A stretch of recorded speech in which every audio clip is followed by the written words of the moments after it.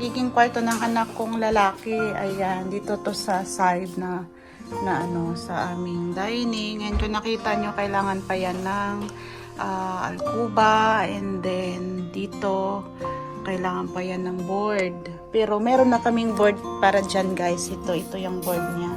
Yan, ito na to, yan yung mga board dyan na ilalagay sa palibot na yan. Kasi, ano pa lang yan, insulation pa lang naman yan. Tapos, lalagyan yan. Tapos, ayan, kung nakita nyo ang gulo-gulo pa, guys, kailangan namin tong tapusin. Ayan, bago dito dumating yung mga anak ko. At, ayun na nga, yun kung nakita nyo, no, ganyan dito ang mga bahay, guys. Ganyan kakakapal ang kanilang mga 3-layer yan siya, guys, galing doon sa labas na ano, yung blocks, tapos yung mga insulation kasi nga winter dito. So ayan, kailangan pa tong ipil yan na mag-label dito, saka namin lalagyan ng ganito or i-carpet, no. Tapos dito naman sa kabilang ano, at ito yung gagamitin namin pagpiling yan, guys. So, dito naman sa kabilang entrance, nandito ang isang kwarto pa, guys, na ito ay para sa anak kong babae. Ayan, kung nakita nyo, naka-board naman na yan, naka-alcuba na, naka-ano na yan. Pero, ayan, kailangan pang i-ano yan, guys. What we call that, baby? The thing? The thing, after this board. Plaster, yeah. Ipa-plaster pa yan siya, guys, para mawala yung mga ganyan-ganyan niya.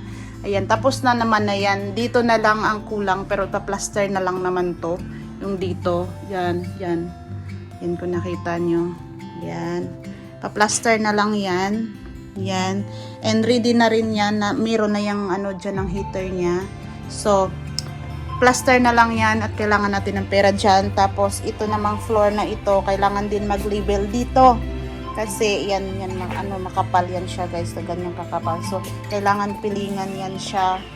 Katulad din nun ng isa. Itong sala namin, guys, ganyan din ang nangyari niyan, no? Ganyan din kakapal. Tapos pinilingan namin sa kanila dyan nito. And then sadan daw, tapos na daw siya dyan.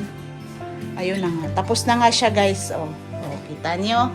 And then, let's close the door. Yan. Hayaan nyo na muna yung magulo naming bahay. Ganyan talaga pag nagpagawa ng bahay, no?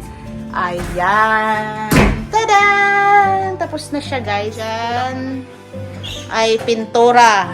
Ayan. Kala nyo yung kwarto na yan ay tapos na, pero hindi pa yan siya tapos, guys.